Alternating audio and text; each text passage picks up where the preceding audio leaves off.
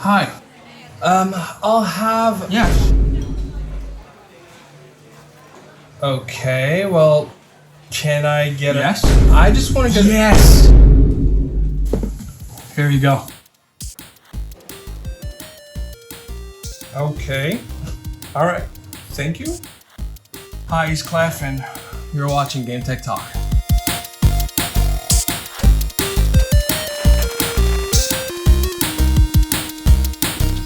First off, this product has been sent for review. It has zero impact on my opinion, and as always, they get to see the video at the same time as everybody else. So we'll open this one, but before, just want to address the unit I have with me is of a product that is not completely fully designed. It's pretty much all the way there, 90-95% there, but there might be ever so few changes once you receive the product. For the most part, they were adamant in letting me know that I have everything I need to produce a review that should reflect the end product minus a few changes that will improve by the end of the campaign when people start getting their units. So here we have the box branded with Abxylute inside of it, which is kind of a drawer style box. You have the controller that is also embossed here, nothing else on the box. As we open it, we have the controller, the two D-pads, which I'm gonna use a little later on in this video. And when it comes to the two sticks that you see here, just so that you know what they are, I'm not gonna use them, but they're basically a taller version of the analogs. Now, I like the fact that they're both coming with the metal ring, so you're not gonna have to swap them back and forth if you like to change every now and then. As you may have noticed if you looked at the campaign, one thing I do not have are those swappable faceplates, because indeed you can remove the faceplates and they will be offering options. I don't know if they'll come with options or if it's going to be sold separately. At this point, I'm not too sure, and I'm not expecting them to send another device. This will be the only one that I will receive. I wish I had faceplates, but yeah, give me the faceplates now. And the first thing that I disagree, and I think is them doing themselves a disservice, is saying that it feels like an Xbox controller. I do not agree at all. In my opinion, it is actually superior. Don't get me wrong, Xbox controllers feel amazing. I'm not trying to say that they don't. In fact, I very much love them and I use them all the time. First, let's address something that may be of concern to some of you guys. If you look at the left stick and the D-pad as well as the face buttons and the right stick, you might find that they're too close to being vertically aligned. Why could that be a problem? Well, if you're jumping between your sticks and your D-pad, for example, you don't land at the tip of your thumb. So some people dislike the fact that you have to bend your thumb basically, and same goes for the face buttons when moving to the sticks. Your thumb is, well, this feels almost like it's in the way, and also you have to sort of overly curve your thumb to be able to hit your sticks. Why am I showing you this in a minute before saying it's probably the best ergonomics? I think the cove that you see here has a lot to do with it. I have never experienced a controller that it's so easy to shift your grip and it feels locked once you do, and I think it's because of those dotted grips in the back that feels very nice and it really holds into your grip. So as you're moving back and forth, I don't recall seeing a controller that gives me such a tight hold as I'm moving my grip, and you see already my thumb is lower. The moment I move it, it goes higher. So it really helps if you want to go back and forth between your buttons based off of the game that you play, but you do have the two back paddles in the back if you want to use just your sticks and have a few buttons at the ready. So there's a solution for everything on this controller. You can either change your grip without too much hassle. In fact, you're getting still a very good ergonomic experience. It is not only just a great telescopic controller when it comes to ergonomics, it's amongst probably some of the best controllers I have felt in my hands, bar none. It's really something impressive that they have achieved in terms of engineering. I'd be extremely surprised if anyone was to tell me they don't like the ergonomics on this controller. They are a cut above. They have redefined what I would want to feel in terms of ergonomics with a controller, and I don't say this lightly. So congrats on that one, because in my opinion, that's a big success. Now, when talking about the buttons, of course you have the face buttons, which in my opinion are great. They're not revolutionary. If you have played with controllers 20 something years ago, it's really kind of the same thing, however a little bit better. They still have like that stiff kind of membrane, not too noisy, which I like, very responsive overall. If you like something more mechanical, more tactile, that's not it. But quite frankly, in terms of membrane, I love what they're doing here. The G8, the Galileo G8 and G8 Plus, which I have always said is a controller I highly appreciate, I find that these buttons do feel a little bit better. Here we have what I would call tactile buttons, feel similar to what you have on the D-pad, but just maybe not muted as much. A little bit of damping at the end of your triggers. You're not going to hear a whole lot of clicks on this controller. Overall, very nice, very good. And then you have the back paddles, probably also my least favorite. They're not unpleasant. I've seen better, I've seen worse, decent, you know, serviceable. I don't expect that it's gonna hinder my ability to use them. Some buttons are literally pleasant to push. I don't think that's the case here. So it's gonna be more of a purposeful utility button rather than being, you know, something that I would even choose over face buttons, which I sometimes do when those back paddles are really, really good. When it comes to the D-pad, and to refer to their campaign again, that is one part where I wholeheartedly disagree. They say that it's micro switch style, and I think the word is picked carefully here.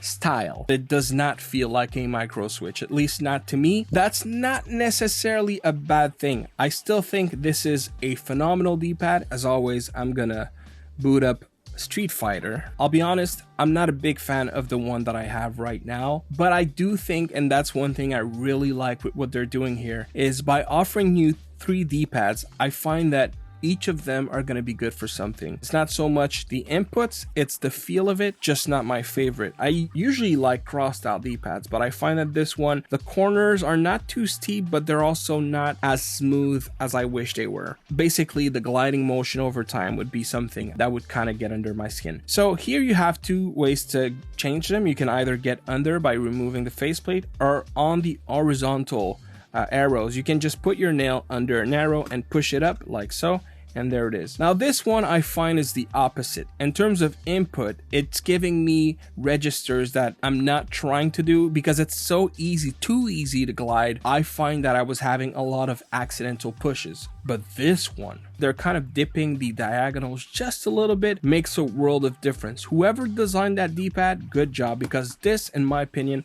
is the combo you want. It works amazingly well for fighting games. It works amazingly well for platformers. Just overall, a very positive experience.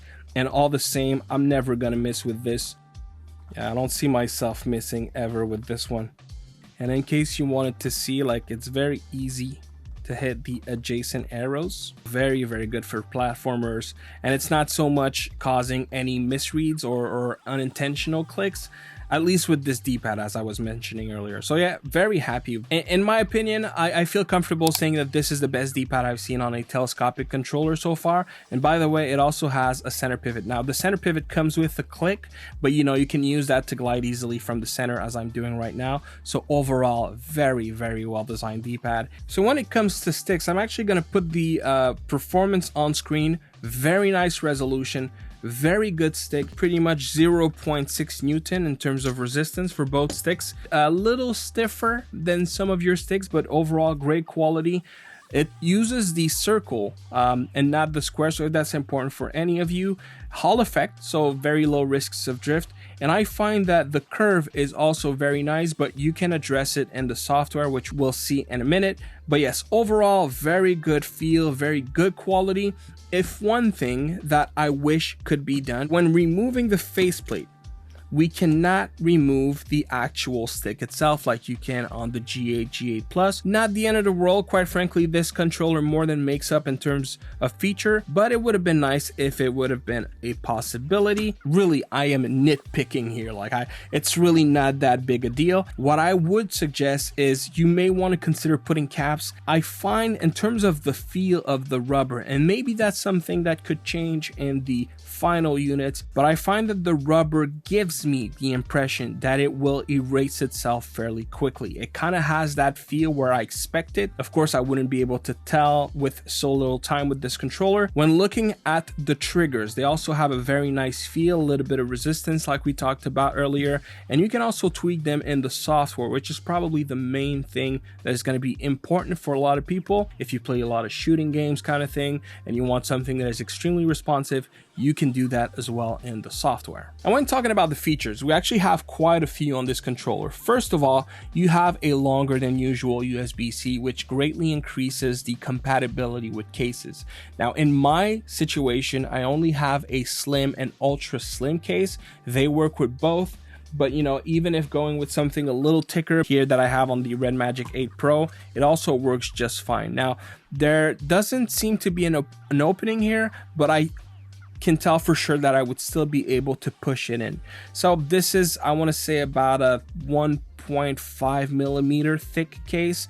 If you have something that is along this, you know, maybe 2 or 2.5 millimeters, I would expect that it would work, but I don't think you could go that much thicker in terms of cases. You have audio channels on this little rubber protection of the sides. That helps for the sound to actually go up rather than being stuck in the plastic. So that's very nice. You know, it's a small detail, but a detail that helps for the overall experience. You have rumble, which is probably the only other option that I know of to have this nice and this reliable a rumble experience. So let's expand a little bit on this. To put this controller through its paces, I was successfully getting rumble on iPhone, I was successfully getting rumble on Android, I was successfully getting rumble when casting through Moonlight on both different operating systems. So as far as I'm concerned, rumble works just fine. Now here's the funny thing. When using on an iPhone, for example, with the M05, which does have rumble by the way, when I reviewed it, I was getting rumble, and then I tested this game and it wasn't working. It's working with the M15, it's working with the Abxylute S9, it's not working with the Razer Kishi, it is working with the G8 Plus. So it all comes down to, I would assume, some kind of protocol. I was a little bit surprised by that, or I don't know if one is supposed to respond to HD rumble kind of data line. I really can't understand why it's working on some controllers and not on others. But one thing for sure is anywhere that I've tested this controller when it comes to rumble and that I know rumble was available, it worked. As far as I'm concerned, the only two controllers that I can comfortably say was the case is this one, the Abxylute S9, and the G8 Plus from GameSir. So that is a win, another win, I would say, for this controller in terms of features. You do have a USB-C, you do have a 3.5 millimeter jack. That is probably the commonmost thing that I've seen people say they wouldn't get the G8 Plus for.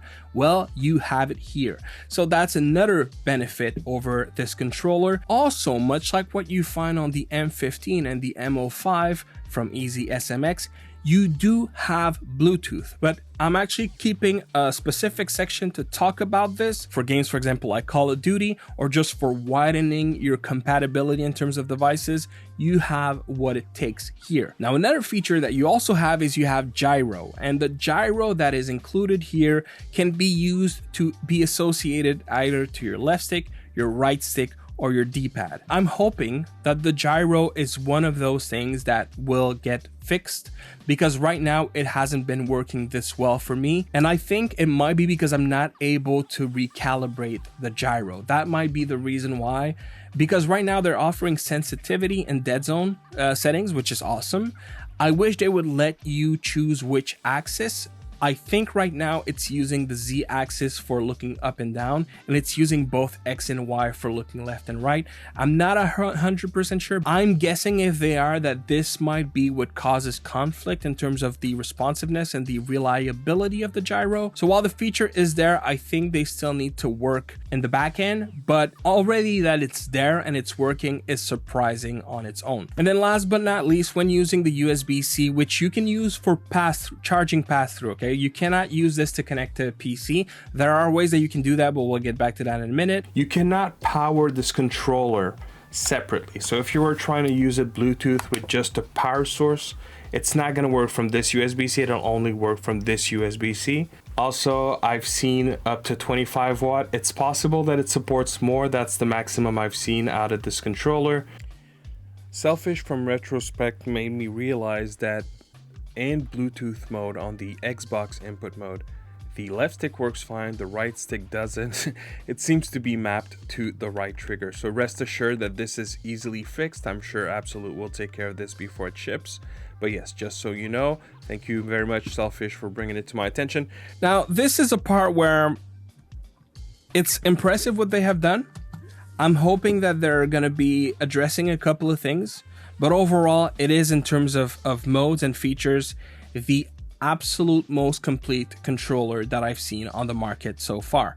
So let's go into the software. Now, being in the software itself is not going to help me show you the modes, but it will help me address a couple of things as we're in there. I'm going to be using the notes that they sent here. And by the way, this LED is the one that you want to look at when looking at the modes. So we actually have 4 modes. Here's the part where I hope that they're going to keep working on. That is, right now, what works where not only can get confusing, even if you have a chart to follow along, but I do feel like it should work better on different devices. But quite frankly, I can't pretend to understand the challenges that they may face when it comes to that. So right now I am in what is white. Now, just for the record, they have said that this is one of the things that they will improve in the final version. So the color being brighter, and I would assume more vibrant, to be able to tell which mode you're on.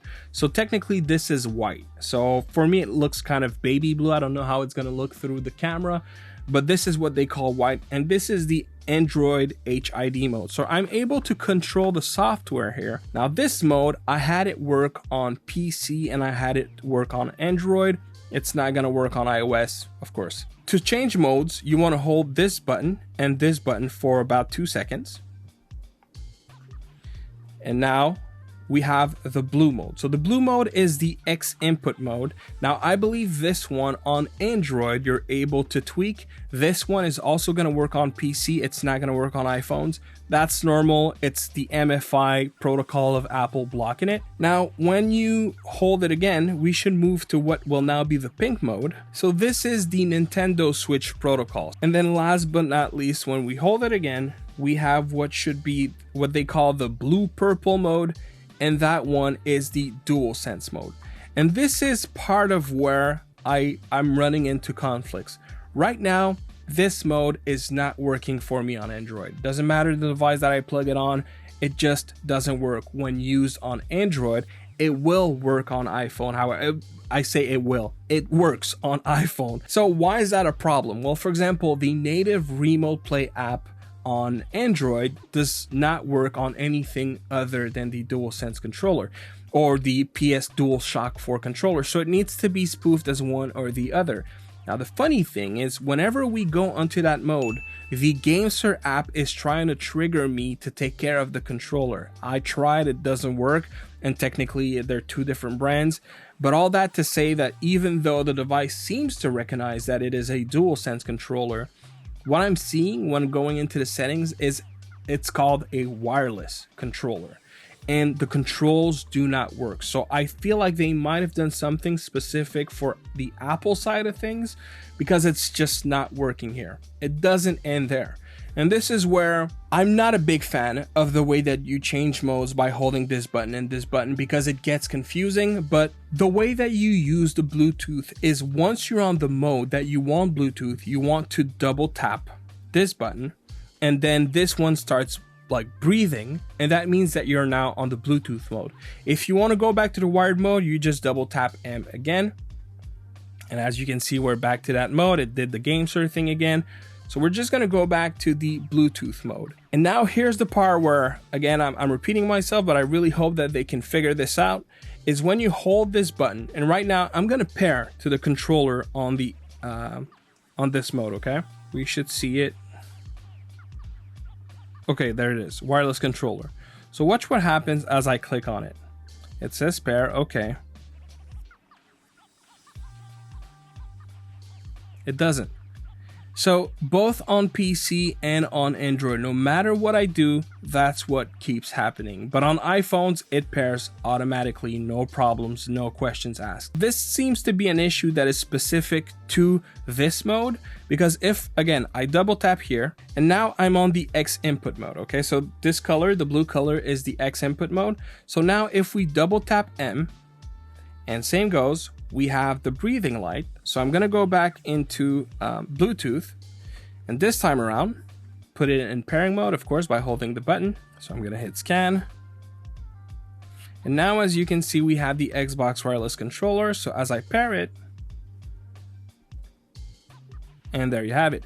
So now we are still connected using the controller, but we are connected using Bluetooth, okay? So right now, if I try to boot Call of Duty, for example, which only works with a backbone controller wired or with a Bluetooth authorized controller, so that would be Xbox or PlayStation controllers basically, and I think 8-bit does as well, I was told.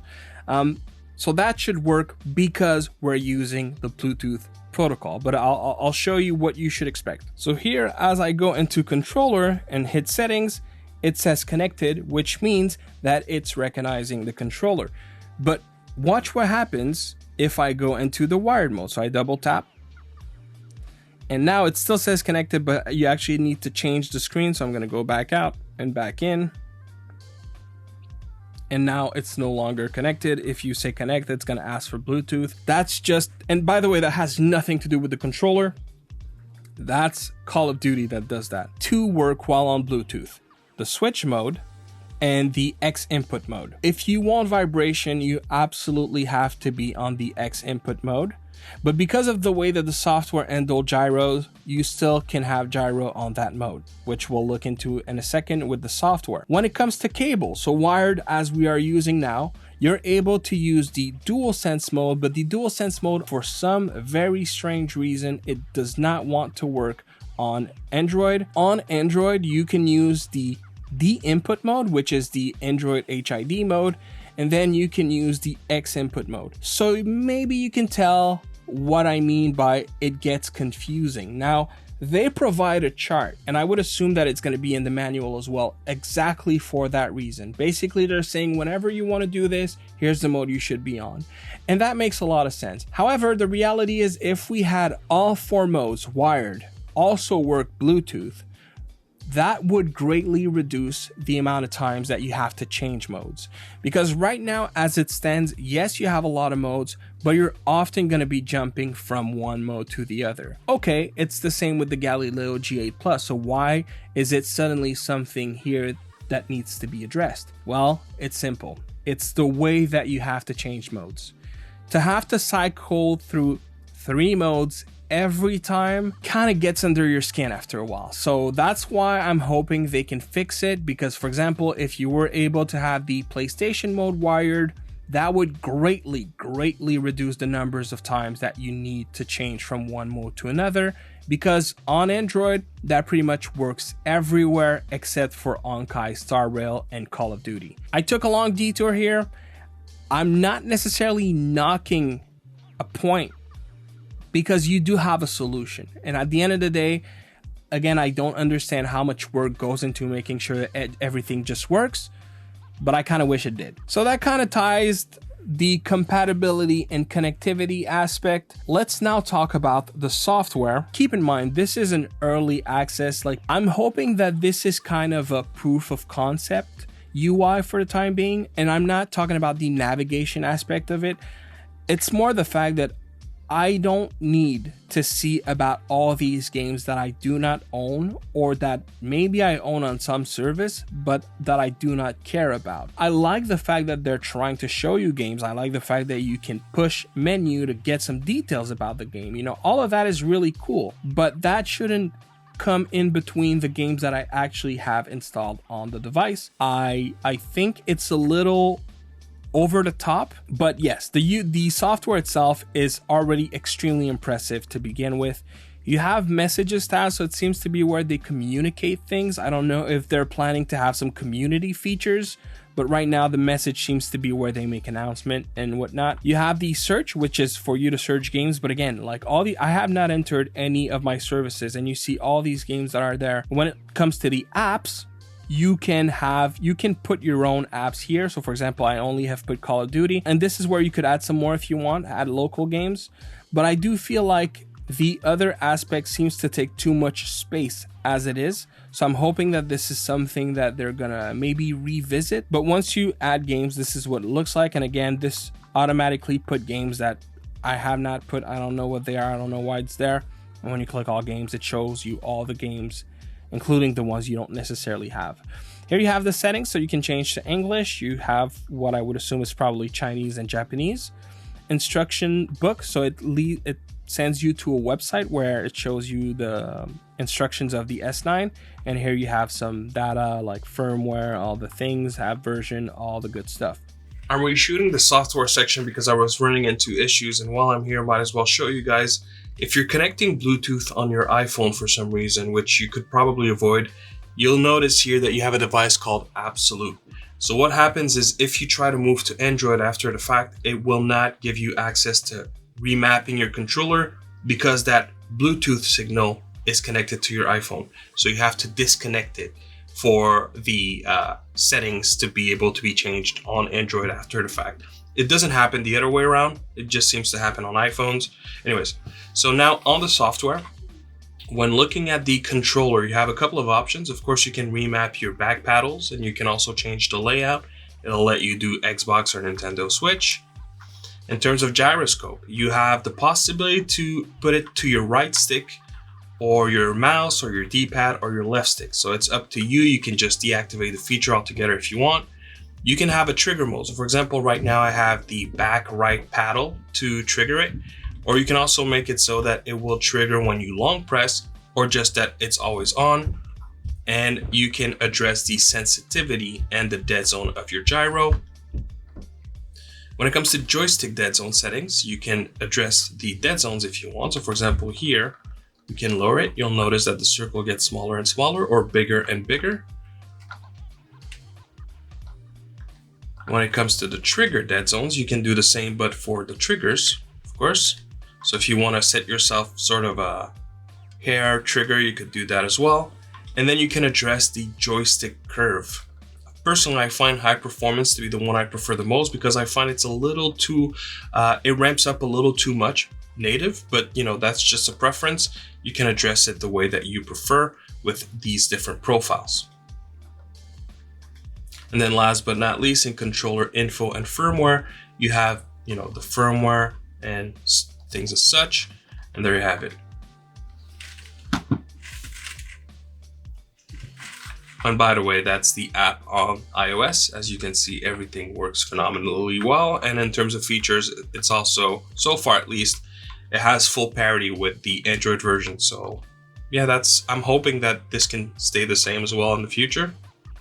But yeah, so far it works really, really good. As always, I've tested all of the modes, and when it comes to using wired, which should technically be 9 times out of 10 that you're using this controller, you have pretty much 100 Hz guaranteed regardless of the mode that you're on. But if an option, you definitely want to be in the X input mode. But when it comes to what I've seen on the X input mode, we're talking 500 Hz, and it is steady as really, really good. Extremely reliable, super low latency. Definitely the mode that you want to go with if an option. When using Bluetooth, and again, there were some modes I was not able to use, we're starting to see this more and more. And just like the GameSir controller, the Switch mode is operating well beyond the other mode, which in this case is the X input one. We're talking like 4 times the performance in terms of polling rate. Now, the one thing when you're on the Nintendo Switch mode is you don't have vibration, you don't have analog triggers. So the funny thing is, it might be because you don't have those features that you get such a high polling rate. I'm not sure. I don't know why that is. If this is something you'd want to use, this is something you could use. Now, there is another thing that you may have noticed. I didn't talk about the cable mode on the Switch. It does work on an actual Switch. Of course, you have the USB-C that is in the way, but if not for that, it works. It works just fine. Like rumble works, the gyro works, everything operates as you would expect when using the wired mode on Switch. Why would you want to do that? I don't know, but I do have a suggestion. Of course, that won't necessarily be for Abxylute, but I was thinking about this the other day, and you know, whoever does it first, good on them. But there's cables like these, if ever you've seen those, where you have connectors that are magnetized, Imagine if this connector was magnetized and you had a battery and you could just remove it, put it on your phone and connect it, or just literally remove it whenever you want to use the controller Bluetooth for something like a switch. Wouldn't that be amazing?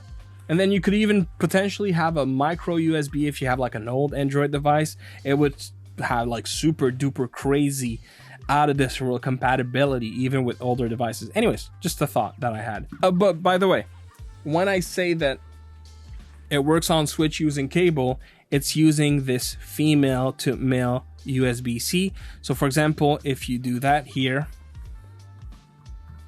and you were to connect it here,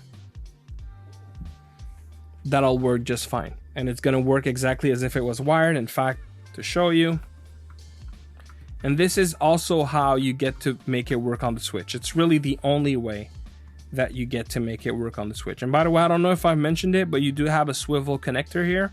So, you know, in terms of taking in and out your devices, it's a very pleasant experience.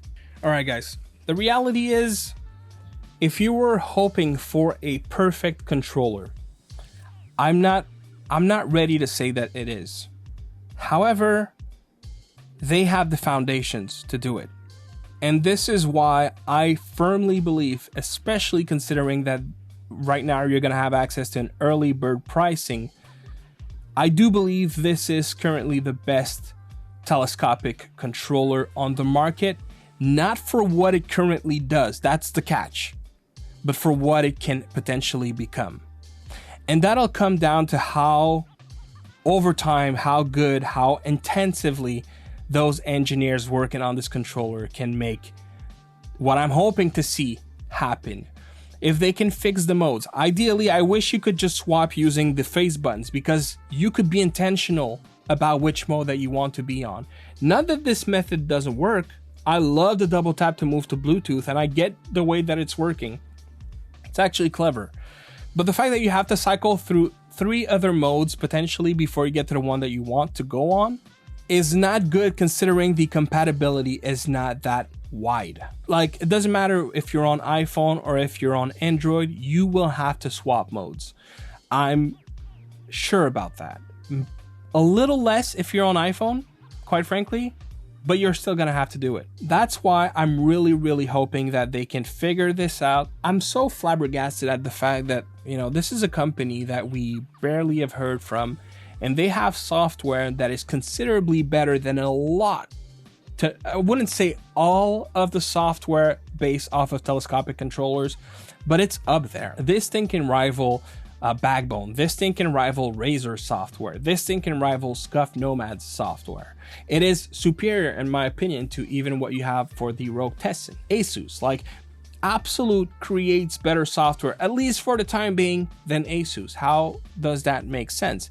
And that software works on Android and on iPhone. It works on both. So what they're having here is out of this world. And that lets me believe that, yeah, these guys, they're the real deal. They're really working hard. And yes, they told me that pretty much everything is ready for me to give a fair review, but they must know that I go in depth. I hope they do. I still think they have a few kinks to iron out. And the moment they're done with that, it will effectively be the absolute best controller, telescopic controller on the market. They just have to go a little further. They're this close. But the good news, and take my word for it, I'm happy to put my name behind that, I think they have what is currently on this market the absolute best, again, I keep saying absolute, the absolute best foundations to provide you with what is ultimately the best telescopic controller on the market. But this is not the conclusion yet. We still have a few things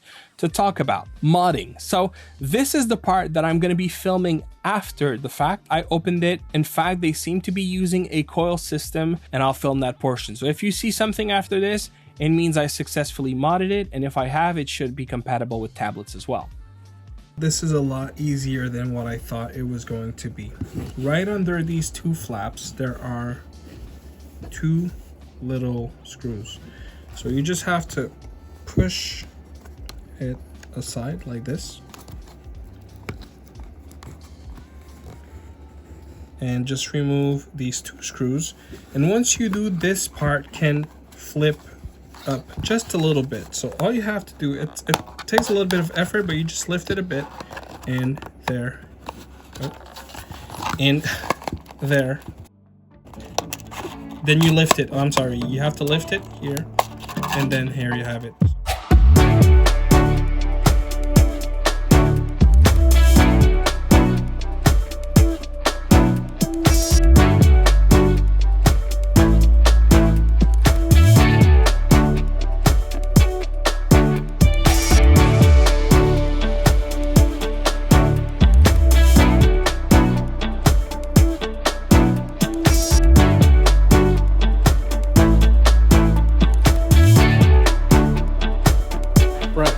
As you can see here, it definitely works. This is the iPad 13-inch.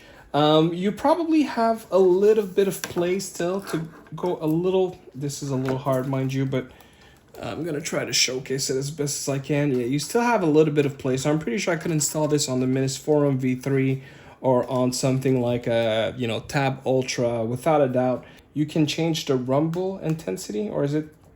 Oh no, it's M and D-pad up. You can change the intensity, so I think... All right, now I have it at the strongest. So you guys won't probably hear it, but the controller rumbles just fine, so it definitely works. Yeah, you can mod it. I would say it's probably not as steady as when modding a Galileo G8 or a G8 Plus. It moves a little more. It moves also a little more in the back. But that could easily be remedied by having like a tab, like a little rubber tab or something. And let's do the ultimate test. So I'm touching the springs right now. It's not preventing the controller from working. I'm strumming them right now and it's working just fine. So yeah, definitely something feasible with the Abxylute S9. That's another huge positive for this controller. All right, guys, I am exhausted. I've been away for about 4 hours. I haven't even showered yet, and the campaign starts in about 2 hours. I was so strapped for time on this video, so it doesn't look exactly the way that I wish it did. I just want to address something. First of all, if you're still here watching this video, thank you so very much. I greatly appreciate your time and you being here. I wish this video had more gameplay, but I realize I won't have time to shoot more, so I decided I'm going to do a separate video. So if this is something you want to see more of, stay tuned. It'll happen hopefully in a couple of days. I do apologize. And yeah, let's carry on with the video. And so that leaves the price. At the time of me making this video, the Kickstarter campaign still hasn't started. They will have a special early bird pricing at $59 for the entire campaign, but if you happen to be quick, you might find a bit extra discount. Whichever it is, at $59, this controller is an absolute steal. Now, I would expect that they'll probably have options if you want a case, if you want some of those plates to change the look of your controller. In fact, I think they might even offer another color option. I intend to back one. That's how good I believe this controller is. I already have one, but I want to see the differences between the retail units, so I will be backing one. They should send me one. I will be backing. They should send me. What? I will be backing one. But yes, definitely great controller, great product, extremely well rounded, and very, very, very good foundations to start from. Honestly, don't sleep on this one. Take it from me. Yes, there are other good products on the market, but if you've been sitting here thinking, should I wait for the Abxylute? Because I've been hinting for this controller for about 6 months, guys. Like, if I was talking about a telescopic controller somewhere in the video, if you watched the entirety of it, I mentioned this one. Believe me when I say it was worth the wait. It is absolutely worth the asking price. The little things that they have to fix is me really drilling down on it, because I'm really hoping that they can fix it. And rest assured that Abxylute and I and other reviewers, I'm sure, will be talking in the back end so that we can help them make the best product for you guys. That is 100% intent guaranteed. I will pour everything that I have in making sure that you have a better controller to play with, and I'm sure I won't be the only one. I would say buy it with confidence. In fact, if you back it on the Kickstarter, you do have the ability, I believe, for 30 days to cancel with no charge at all. So if you're on the fence and you're waiting for more feedback, I would say don't wait too long. Put one aside and then watch the reviews, watch the feedback. It's also going to be part of my upcoming tier list video. So I'll be talking about this controller at least one more time for sure. So, you know, stay tuned. There are other products that are coming to the market, and I'll have the ability to compare it more in depth with the M15, with the G8 Plus, with the M15 tablet mode, which is what you see here, the X3 Pro Aurora. So there are a lot more controllers, maybe even the LO Vagabond. If these guys watch my channel, who knows, maybe they'll send me one. We'll see.